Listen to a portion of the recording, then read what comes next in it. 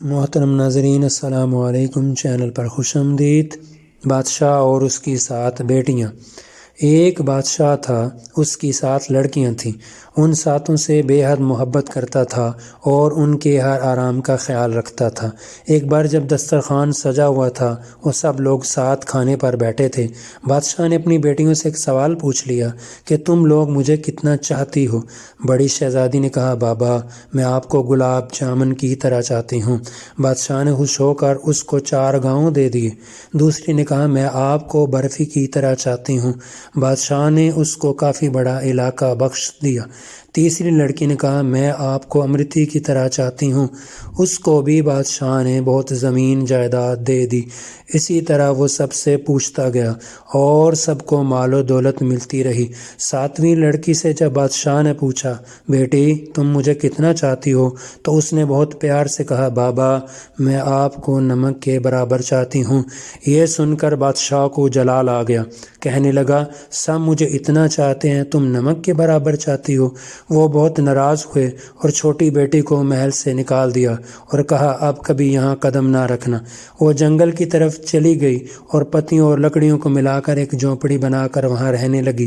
بھوک لگتی تو پھل کھا لیتی، سوکھے پتوں کا بستر بنا کر سو جاتی۔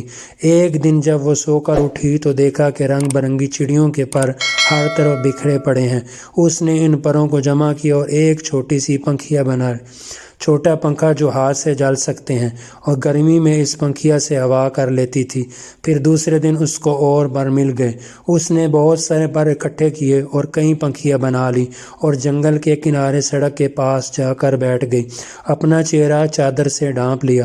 لوگ آتے گئے اور پنکھیاں خریدتے گئے۔ اتنی خوبصورت پنکھا انہوں نے کبھی نہیں دیکھا تھا۔ اب تو بھیڑ سی لگی رہتی۔ ایک بار ایک شہزادے کا ادھر سے گزر ہوا۔ اس نے اتنے خوبصورت پنکھے کبھی نہیں دیکھے تھے، سارے خرید لیے۔ پھر شہزادی سے پوچھا، تم کون ہو؟ اس نے کوئی جواب نہیں دیا۔ اس کے خوبصورت ہاتھ بتا رہے تھے کہ اس نے کبھی کام نہیں کیا تھا۔ پنکھیاں بنانے میں اس کی انگلیاں زخمی تھیں۔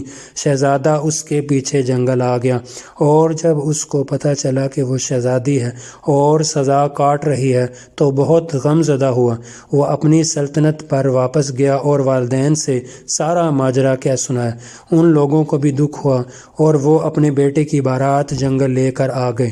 دونوں کی شادی ہو گئی، مگر شہزادی اپنے والد کو بہت یاد کرتی تھی۔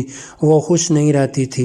ایک دن اس نے شہزادے سے کہا وہ اپنے والدین کی دعوت کرنا چاہتی ہے اور ان سے ملنا چاہتی ہے۔ شہزادے نے زبردست دعوت کا انتظام کیا اور بادشاہ کو دعوت دی۔ شہزادی نے کہا، سارا انتظام آپ دیکھیے، مگر اپنے والدین اور بہنوں کے لیے کھانا میں خود تیار کروں گی۔ سارے مہمان آ گئے، کئی دسترخوان ایک ساتھ لگے اور بادشاہ اور شہزادیوں کے لیے اندر انتظام کیا گیا۔ وہ جب کھانا کھانے بیٹھے تو ان کی بیٹی سامنے آ کر بیٹھ گئی۔ اس نے نقاب پہن رکھا تھا۔ جب بادشاہ نے پہلا نوالا لیا تو کھانے میں نمک نہیں تھا۔ دوسری ڈش نکالی، وہ بھی بغیر نمک کے تھی۔ تب ان کو بہت غصہ آیا کہ مجھے بلا کر یوں بغیر نمک کا کھانا کھلایا گیا۔ تب چھوٹی شہزادی نے اپنی نقاب ہٹائی اور کہا، بابا میں آپ کو نمک کے برابر چاہتی ہوں۔ یہی کہا تھا میں نے، نمک کے بغیر کسی چیز میں لذت نہیں ہوتی۔ بادشاہ چونک اٹھا۔ پھر اس نے آگے بڑھ کر بیٹی کو گلے لگا لیا اور اس کی آنکھیں بن آئیں۔ بیٹی سے معافی مانگی تو شہزادی نے کہا، کوئی بات نہیں بابا، اللہ تو سب کا ہے، آپ پریشان نہ ہوں، میں اب بہت خوش رہتی ہوں۔